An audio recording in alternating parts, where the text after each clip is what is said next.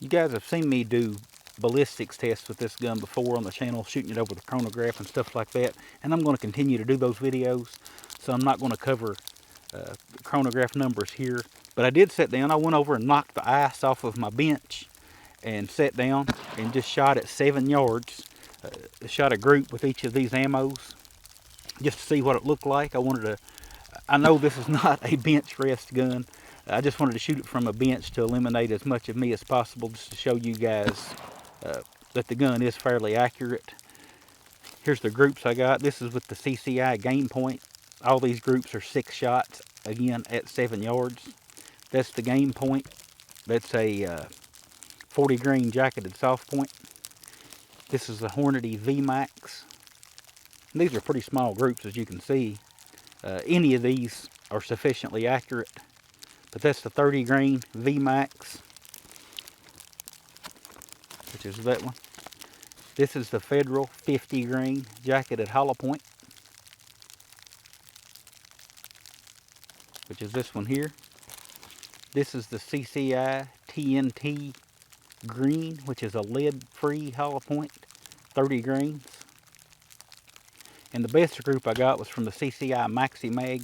This is kind of the gold standard ammunition when it comes to 22 Magnum. But the best group I got at 7 yards was with it. Again, that's 6 shots at 7 yards. And what I noticed with all these targets is that I could stand to raise my rear sight up a little bit. I've got it as low as it will go. I do need to raise it just a little bit to bring my point of impact up just a little bit.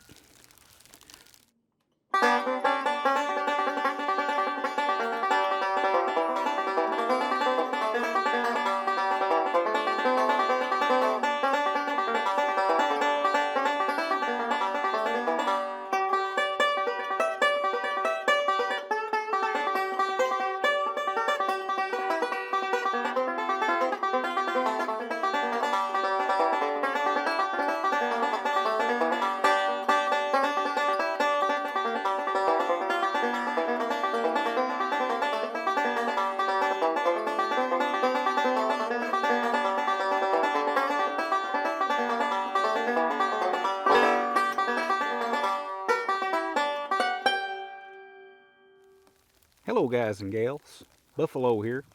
Down here at the range today, taking a look at the Ruger LCRx 3-inch 22 Magnum chambered revolver.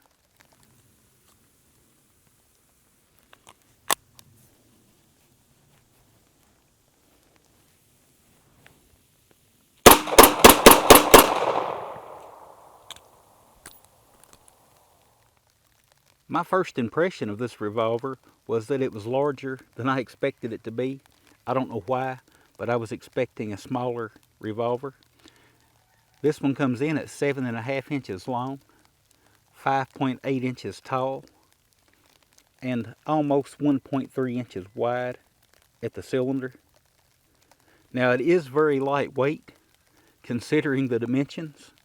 It's got an advertised weight of 17.8 ounces, and my scale shows it coming in right at 18 ounces, and you know, my scale could be just a little bit off, but either way it's very close to the advertised weight, and that is very light for a revolver of this size. Ruger achieved this by using modern manufacturing techniques and materials. If you look here, you can see a line that goes all the way across. Any part of the frame below that line on this pistol is polymer. Just got one screw holding this grip on. Let me get this screw out and I'll pull the grip off and show you a little better view of what I'm trying to talk about here. And like magic, the screw is gone. So we can pop this grip off. That is a really nice grip, by the way. Got that spongy feeling insert there. Just a really comfortable grip, but I'll talk more about that later. Right now we're looking at this frame. Ruger calls this section, this lower part of the frame, the fire control housing, as it houses all of your fire control components. And it is polymer. That's part of what keeps this revolver so light. Now, anything above this line that you see right in here and this way, as far as the frame is concerned, is aluminum. They use aluminum on the 22LR. the 22 Magnum and the 38 Special. Now, on your heavier hitting calibers like 357, 327, and 9mm even, they use stainless steel. But on this one, it's a 22 Magnum, so this is aluminum. Now, it does have a stainless steel barrel sleeve, and of course the cylinder is stainless steel. The sights are steel, but this frame, the upper frame, is aluminum. Speaking of those sights, the rear is fully adjustable for both elevation and windage. It's got a windage adjustment screw here. Elevation is on top. Square notch. A really nice rear sight. The front sight is ramped and it's a pinned sight. Got a white bar on it from the factory. I didn't paint that. Pretty nice sights. Now, the front sight being pinned, you can swap that out if you favor a fiber optic or something like that. You can find an aftermarket one and swap that out. But I'm going to leave mine on there. I kind of like it. It's a rugged sight. Don't got to worry about them breaking or anything. And just, you know, when sights are well done, it just saves me the expense of having to replace the sights. The sights are the #1 thing that I end up replacing on most of my handguns. And I don't feel the need to on this one.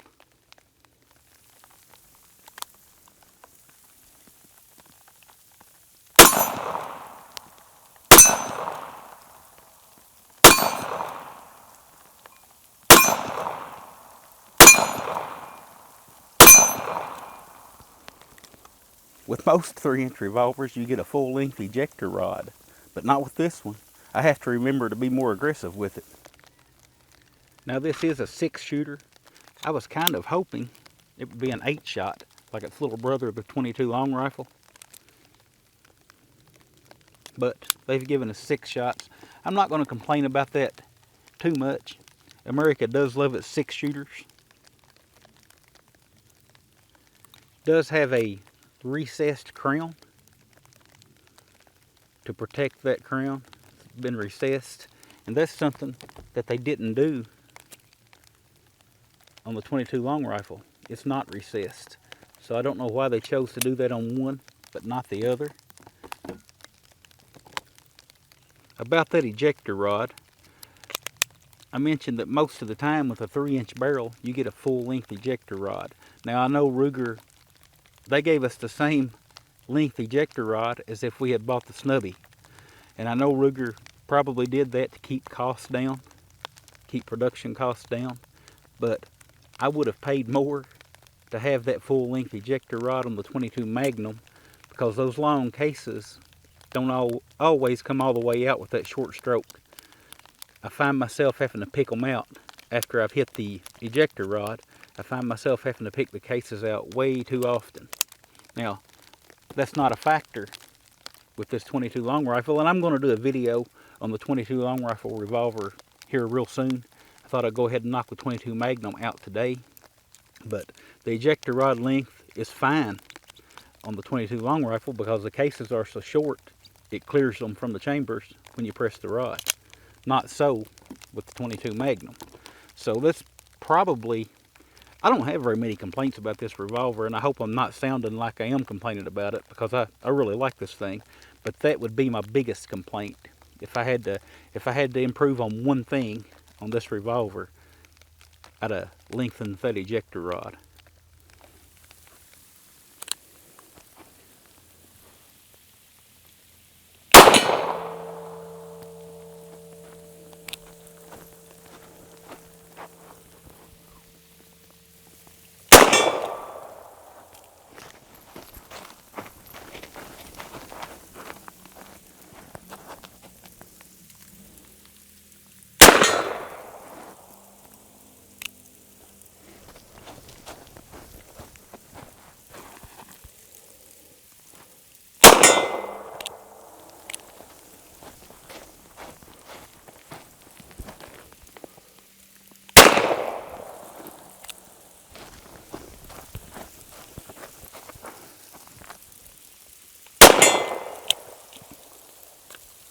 Hi-ya! I've always been a big fan of how Ruger does their cylinder release. It's just a button that you push. I mean, it's a button. You push it. It's so simple. Anybody, even if you've never shot a revolver before, you could pick this up and say, oh, there's a button on there. I guess I push that button to open the cylinder. And that's really all you do. You press that button and press on the opposite side of the cylinder or pop it out, and that's it. On some of the others, you have to guess, do I pull back on this lever? Do I push forward on the lever? You know, the Smith & Wessons, you push forward. The Colts, you pull back. And they're fine. I'm not trying to cut anybody here. I'm just saying the push button is just, for me, that's the way to do it. And Ruger does them that way, and I like that. Moving on here, the timing on this revolver is just, it's spot on. Everything locks up when it's supposed to, where it's supposed to. Lock up is nice. You got a little tiny bit of play there, but perfectly normal. The cylinder does rotate counterclockwise, so if you're only putting one or two rounds in here, you want to put one in here and then close it up to where it's sitting at the top on the right hand side, so that when that cylinder rotates, it'll put it right under the hammer. Speaking of the hammer, it does have Ruger's transfer bar safety system here. The hammer cannot interface with the frame mounted firing pin unless the trigger is pulled. So it is safe to carry this gun. If you've got a round in every chamber, it's safe to carry this gun with the hammer down over a live round.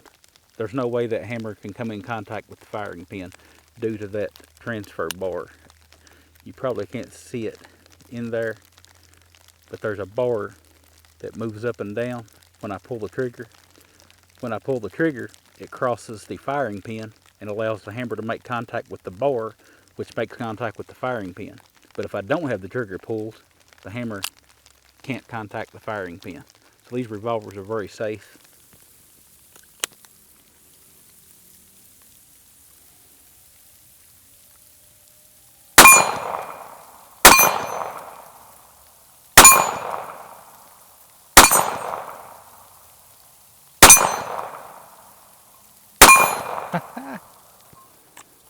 Yeah! Yeah!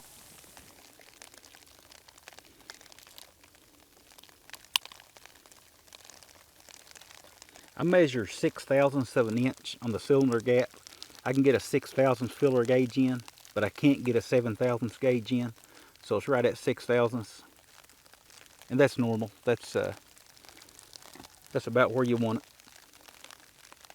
That brings us to the trigger though on this revolver. Now I've heard a lot of reviewers rave about this trigger on these LCRx's, and they talk about how it doesn't have any stack up, it's really smooth and all that, and they're right.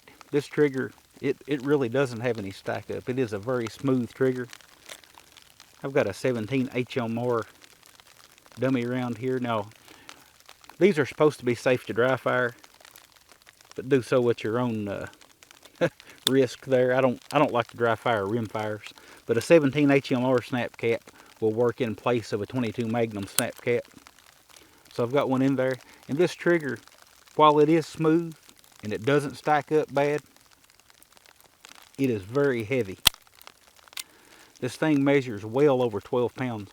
My Lyman trigger gauge will go to 12 pounds, and this exceeds that by quite a bit. I would guess this trigger to be around 15 pounds, maybe 16. It's pretty heavy in the double action.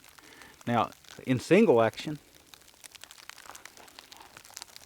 I can do a pull for you here.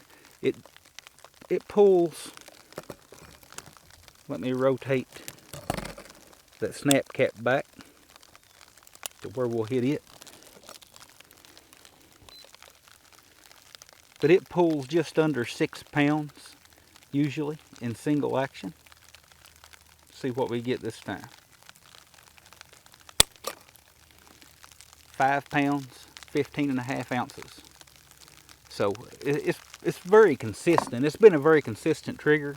Like I said, just under 6 pounds single action, around 15 to 16 pounds double action. It's a little heavy for my taste. Now I know rimfire revolvers, double action revolvers typically have a heavier trigger pull than their centerfire counterparts to reliably ignite that rimfire primer, but this seems excessively heavy even for a rimfire, in my opinion.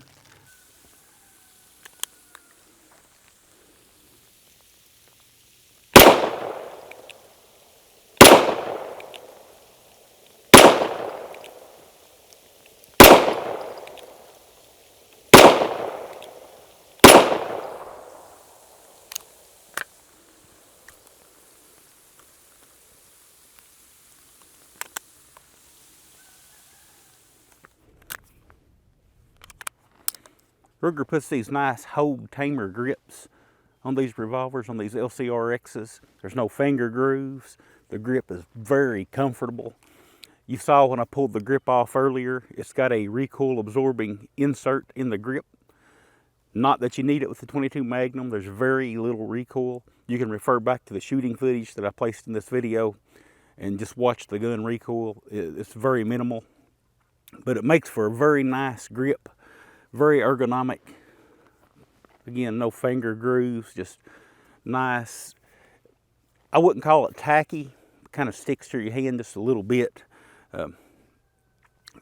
Great little revolver. Of course, Ruger, this thing has a MSRP of $579, and of course, what I was getting at was Ruger will take care of you.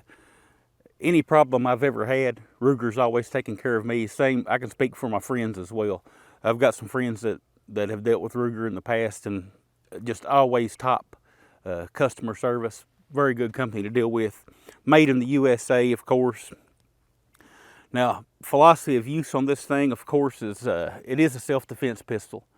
I'm not going to get into the debate here of whether 22 Magnum is enough for self-defense. Personally, I'd much rather have it than nothing, and I much prefer it over the 22 long rifle.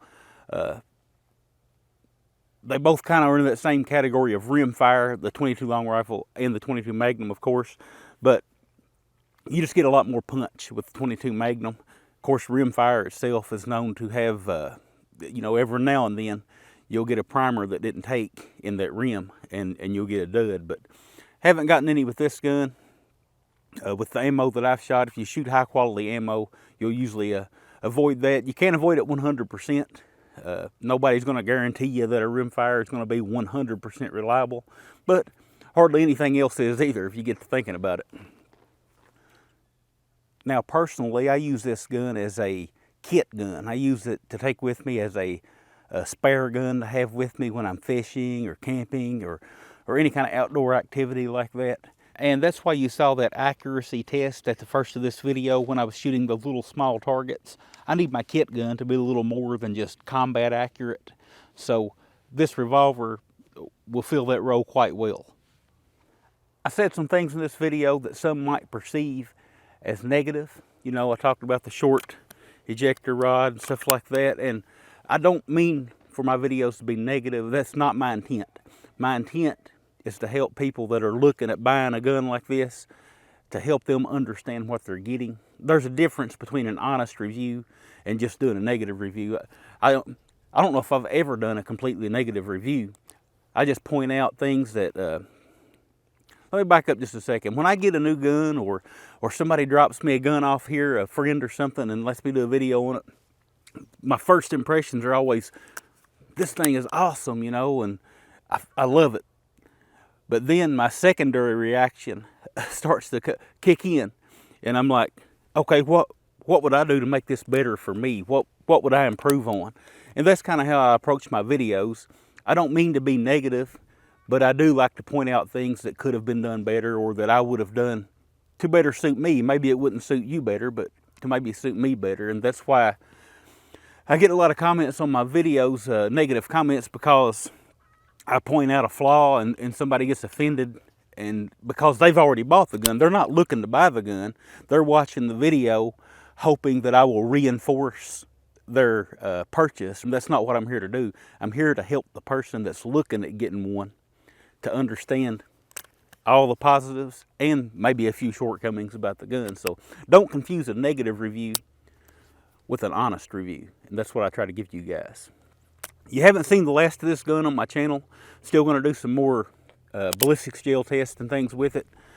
Picked up a 22 Magnum rifle the other day so that I can do some ballistics comparisons between the 3-inch barrel and the rifle barrel. And I've got some more ballistics gel. We'll shoot some gel blocks and stuff like that. Really trying to find some of that gold dot 22 Magnum ammunition that's supposed to be made for shorter barrels.